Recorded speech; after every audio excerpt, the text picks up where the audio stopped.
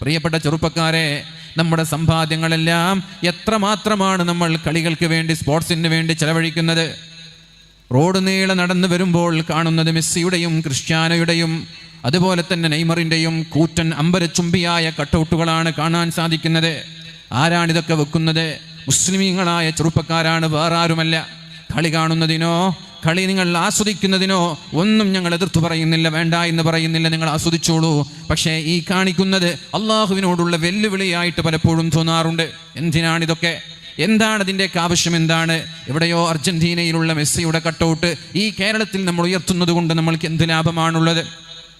എവിടെയോ ബ്രസീലിലുള്ള നെയ്മറിൻ്റെ കട്ടൗട്ട് 10,000 ചെലവഴിച്ച് നമ്മുടെ നാടുകളിൽ ഉയർത്തുന്നതിനോട് എന്ത് ന്യായമാണ് നിങ്ങൾക്ക് പറയാനുള്ളത്?